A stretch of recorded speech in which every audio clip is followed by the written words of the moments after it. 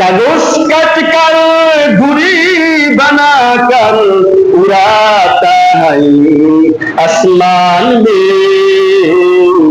घुड़ी बेचारा क्या करेगा रसी मौला के हाथ में।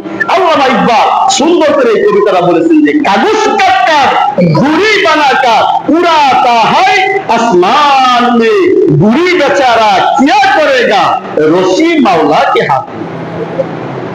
অতএব তিনি বুঝাতে চাচ্ছেন, ও দুনিয়ার মানুষ, আল্লাহ রাব্বুল আলামিন তোমাদেরকে তৌফিক দিয়েছেন, তোমাদেরকে সুযোগ দিয়েছেন, এই জন্য তোমরা আসমানের মধ্যে উড়ে গিয়েছো। আর আসমানের মধ্যে যখন তুমি উড়ে গেলা, ওই উড়ে গিয়ে তুমি গুটির মতন, অর্থাৎ গুড়ি যে ছেলেমেয়েরা গুড়ি বানায়, ওই গুড়িটা যখন আসমানের দিকে ছেড়ে দেয়, সেখানে উড়ে একবার ওই দিকে যায়, আবার এই দিকে যায়, আবার ওই দিকে যায়, আবার এই দিকে যায়।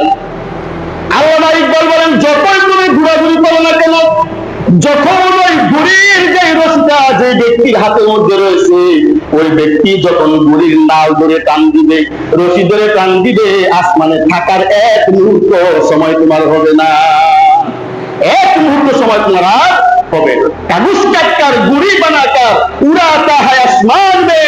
घुड़ी बेचारा क्या करेगा रसी मौला के हाथ में। যে তুমি যতই দুনিয়ার মধ্যে লাফালাফি করো না কেন, দুনিয়ার মধ্যে তুমি যতই অন্যায় করো না কেন, যতই তুমি পাপ করো না কেন, তোমার হায়াতের রশি কার কাছে?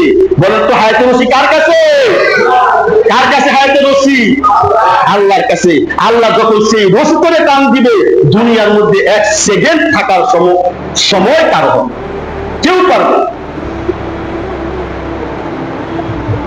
এই জন্য আল্লাহ রাব্বুল আলামিন বলেন, আইনামা তাকুনু ইউদরিকুমুল মাউত ওয়ালাউ কুনতুম ফি বুরুজিন মুশাইয়াদা।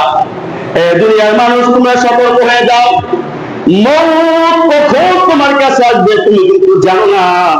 মউত তোমার কি অবস্থায় আসবে তুমি জানো না, কি অবস্থায় তুমি মৃত্যুবরণ করবে সেটাও কিন্তু তুমি জানো না, কোথায় তোমার মৃত্যু হবে সেটাও তুমি জানো না। কত কত মানুষ সাগরের মধ্যে ভেসে গেছে, মানুষ তার জানাজা পড়তে পারে নাই। কত কত মানুষদেরকে সেই জঙ্গলের বাঘে খেয়ে ফেলছে, তার জানাজা হয় নাই।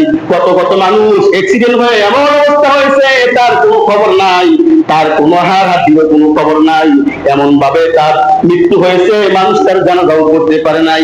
এই জন্য আল্লাহ রাব্বুল আলামিন বলেন, তোমার মউত কিভাবে হবে তুমি জানো না, তোমার মউত কোন জায়গার মধ্যে হবে তুমি জানো না, তোমার মউত কোন পদ্ধতিতে হবে সেটাও তুমি জানো না।